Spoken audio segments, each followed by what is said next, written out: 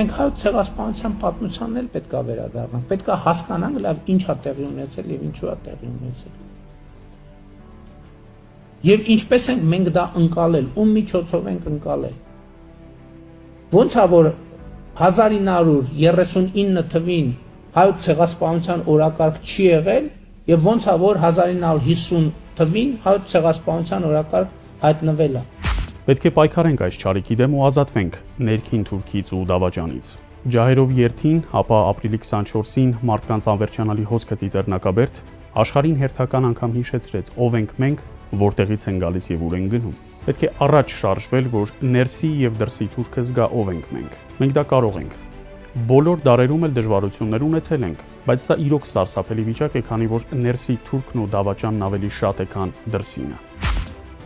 Անդրանիկն ասում էր, հայրենիքը փրկելու համար նախ ներքին Թուրքից ու դավաճանից է պետք ազատվել։ Երբ Ադանայում ջարդեր էին, իսկ դրանից 1 տարի առաջ էլ երիկ թուրքերը հեղափոխություն էին արել, արևմտահայ մտավորականությունը կարծում էր, թե երիկ թուրքերը մեզ կպաշտպանեն, եւ միայն Անդրանիկն էր, որ ասաց Թուրքի հետ չի հաշտվի։ Իգիտություն Նիկոլիի մեր ժողովուրդն էլ Թուրքի հետ չի հաշտվում։ Ասում էին Արցախը տանք հանգիստ ապրենք։ Տվեցին, լավ ենք ապրում։ Թուրքը մխրճվել է Սյունյաց աշխարհ, Նժդեհը մեզ չի ներելու։ Մեր իսկ տարածքում թշնամին մեր դեմ դիրքեր ու հենակետեր է սարքել ու կահավորել։ Մեր արոտավայրերը քանդել են ու մեզ վերևից հսկում են, Արցախն էլ բռնազավթված է։ Մոնթե Մելքոնյանը ժամանակին Միացյալ Նահանգներից եկավ ու ազատագրեց Արցախը, իսկ սրանք Մոնթեի նկարներն են հանում դպրոցներից։ Նժդեհին ֆաշիստ համարող կրթության նախարարը փակ շրջաբերականով հրահանգում է դպրոցներից եւ բուհերից հանել ազգային հերոսների նկարներն ու խոսքերը։ Մինչդեռ զինվորականների քանի սերունդ է դրանք տեսել ու կարդացել ռազմական ինստիտուտում ուսանելու տարիներին։ Մեր դրոշից սրանք վախենում են եւ ճիշտ են անում։ Արցախի տատիկ պապիկը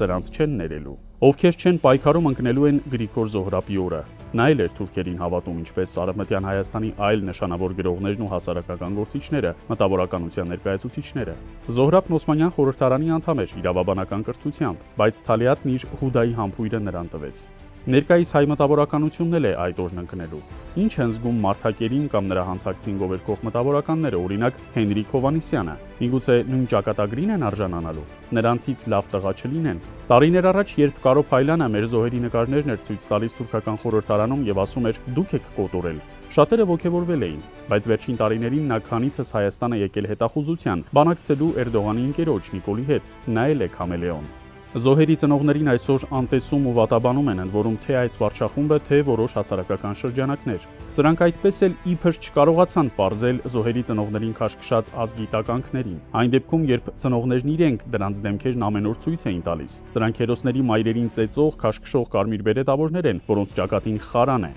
Հադրութեցի Ժորայի հորը Վահիթ Սահակյանին, որը տուն ու տեղից զրկվել է, որդուն էլ կորցրել, 4-5 հոգով քաշքշում էին։ Ոմանք մոտենում ասում են ձեր կողմից ենք, ի պատասխան լսում են կողկրտեք ձեր գլխարկներն ու անցեք ժողովրդի կողմը։ Պաշտոններին նշանակել են ոչ մասնագետների, ոչ մի պաշտոնյա իր գործին չի տիրապետում։ Ազատ գյուղում զոհված 15 զինվորներից մեկի ծնողն ասում է՝ կոտրած ձեռքովս 2 անգամ Նիկոլին եմ ընտրել։ Ցավալի է, որ 44-օրյայի տղաները հաշիվ չէին, ինչպես կարելի էր երկրորդ անգամ այդ անձին ընտրել, երբ ամեն մեռնողի հետ նորից մեռնում ենք։ Մարդիկ դարձել են բախտակիցներ, բոլորը պիտի պայքարեն այս չարիքի դեմ։ Նա մի ամբողջ սերնդի է զոհաբերել, մեզ չեն ներելու, որ հայրենիք ենք կորցրել։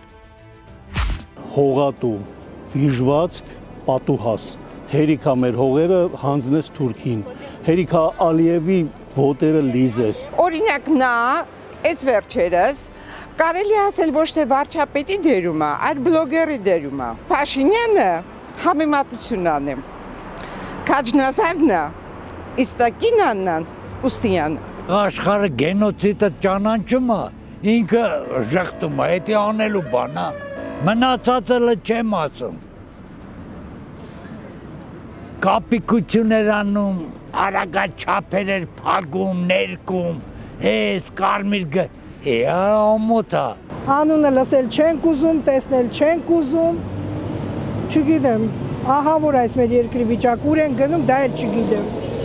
Համայն հայությունն է որակավորում դավաճան եւ վերջ, ուրիշ ոչ մի բան չեմ կարող ասել, բայց ես էլ այս հարցը կլուծվի, չի լուծվի, ես ինչ արեց այս մեր ժողովրդի գլխին, ես չգիտեմ, ինչ կարող եմ էլ ասել,